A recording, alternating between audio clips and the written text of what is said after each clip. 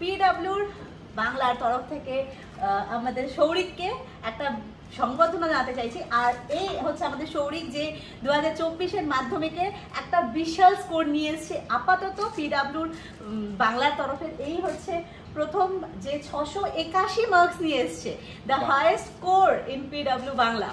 তো তার জন্য সবাই পিডব্লিউ তরফ থেকে তো তোমাকে কংগ্রাচুলেশন জানাই, আরো অনেক বড় হও।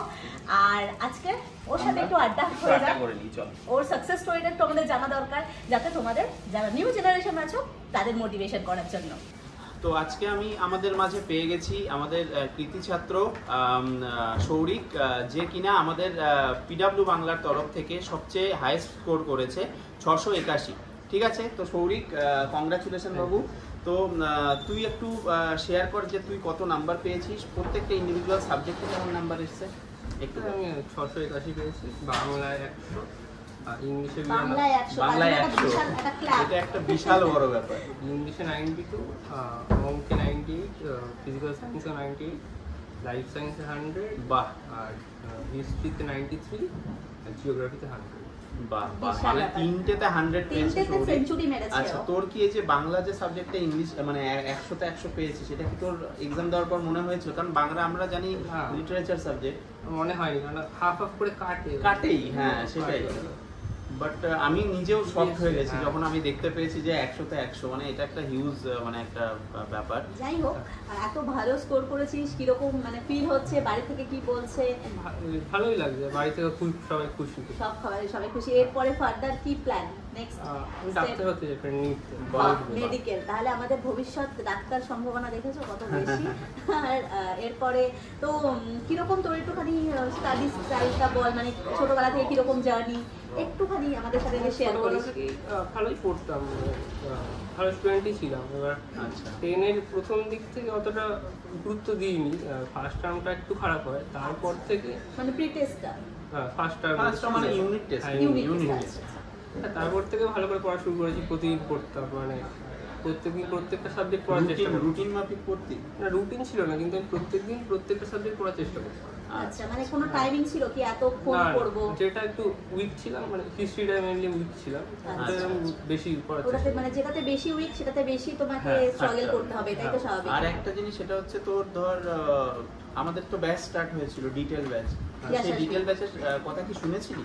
হ্যাঁ শুনেছিলাম, কিন্তু সময়ের জন্য অসুবিধা হচ্ছিল, মানে যেহেতু নরমাল টিউশন গুলো ছিল, সেলফ স্টাডি ব্যাপার স্যাপার। আর তুই আমাদের বোর্ড বুস্টারে জয়েন করিস, সেটা জানতে পারলি। এবং তো কি রকম ফিডব্যাক একটু আমাদের জানা, যে বোর্ড বুস্টারে কি রকম? ভালোই ছিল, মানে কুইক রিভিশনের ক্ষেত্রে আর শর্ট নোটস যেগুলো ছিল, শর্ট নোটস, মক টেস্ট গুলো বোধহয়, মক টেস্ট গুলো অ্যাটেন্ড করতে।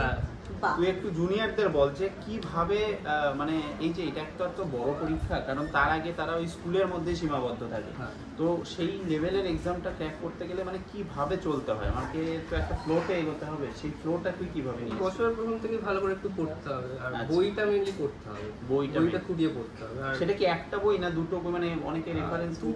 দুটো বই পড়লেই ভালো হয়। হ্যাঁ, মানে প্রতিটা সাবজেক্টের জন্য তুমি রেফারেন্স বুক ফলো করতে? হ্যাঁ।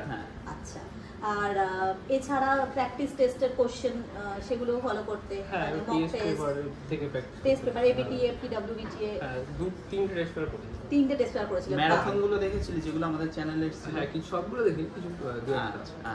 আচ্ছা, তো তারপরে তোমার আরো বলো কিরকম ভাবে পড়াশোনা করতে রোজ, তারপরে একটুখানি শেয়ার করো। প্রতিদিন 7-8 ঘন্টা মোটামুটি পড়তাম। সেটা কি গুনে নাকি এমনি ইন জেনারেল যখন যেমন হয়ে যেত? সারাদিন মেইনলি পড়ার দিকেই টাইম, মানে স্কুল টাইম এবং টিউশন টাইম মিলে 7-8 ঘন্টা নিশ্চয়ই। সেলফ স্টাডিটা বেশিটা সত্যিই দরকার। হ্যাঁ সেটাই।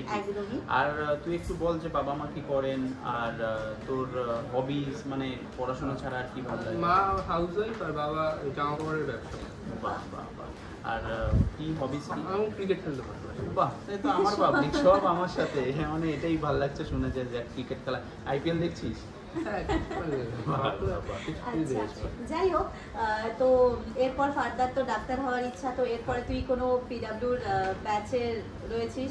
অর্জুনা ব্যাচে রয়েছিস। আচ্ছা, তো সেখান থেকেও খুব ভালো, নিশ্চয়ই হ্যাঁ, পড়াশোনা খুব শুরু ভালো হয়ে থেকে শুরু শুরু হয়ে হয়ে গেছে। গেছে। আর স্কুলটা কি সেম রাখছিস, মানে যে হ্যাঁ, স্কুলটা স্কুলটা same। বাহ, আচ্ছা, তো বুঝতেই পারছিস যে ক্লাস 10 আর ক্লাস 11-12 এর মধ্যে কতটা Huge হিউজ difference। মানে কতটা বেশি স্ট্রাগল করতে হবে এখন, মানে আগে এই পুচকু এই ছোট ছোট বই ছিল, সেটার প্রায় আর সেখানে 3-4 গুণ। এখন এত তারও মোটা বেশি মোটা হবে। বই। তো সেটা দেখে কি প্রথমে একটু ঘাবড়ে যাওয়া হয়েছিল নাকি না একদম?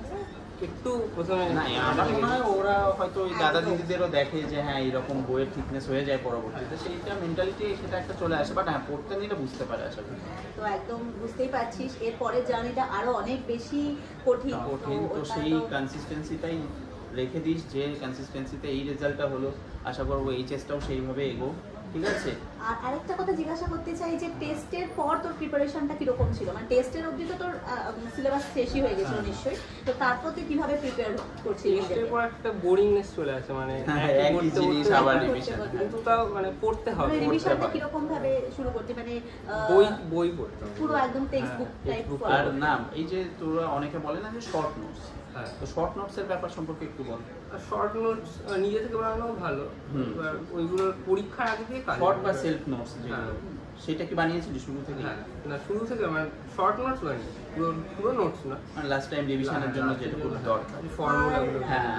সাজেস্টিভ পড়াশোনা করতে নাকি একদম পুরো? না পুরো পুরো না এটাই পড়লে সব হবে। থেকে দরকার। হ্যাঁ। আমি এটা প্রচুর স্টুডেন্টদের জানাতে চাই যে অনেকেই প্রথম থেকে শুরু করে যে সাজেশন ম্যাম সাজেশন দিন, স্যার সাজেশন দিন। হুম। তো আমার মনে হয় যে সাজেশনটা কিন্তু একদমই ঠিক নয়। সাজেশন ওই হয়তো 70-80% এর জন্য হ্যাঁ, ঠিক আছে, বাট ঠিক আছে, এইরকম কিন্তু যদি রেজাল্ট এই করতে এত হয়, বড় একটা অ্যাচিভমেন্টের জন্য কিন্তু তোমাকে পুরো ডিটেইল স্টাডিটা দরকার, নো সাজেস্টিভ ওয়ার্ক, সেটাই। তাই না?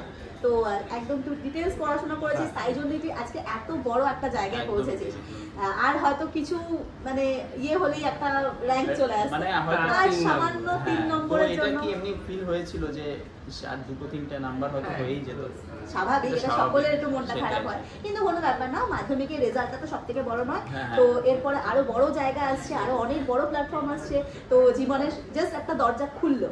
তো ভালো থাকবে, ভালোভাবে পড়াশোনা করবে, এইভাবে এগিয়ে যা বাবু। এভাবে এগিয়ে যাবে। আর এই রকম পজিশন আনতে গেলে কিন্তু সেই লেভেলেরই খাটতে হবে, সেটাও তোরা বুঝতে পারছিস, ঠিক তো আছে? পিডব্লিউ থেকে হেল্প হয়েছে তাহলে? হ্যাঁ, সেটাই একমাত্র আমাদেরও সেটা স্যাটিসফ্যাকশন যে কোনো স্টুডেন্টও আমাদের এসে বলছে কি পিডব্লিউ থেকেও অনেক বেশি তারা Help পেয়েছে। হেল্প পেয়েছে।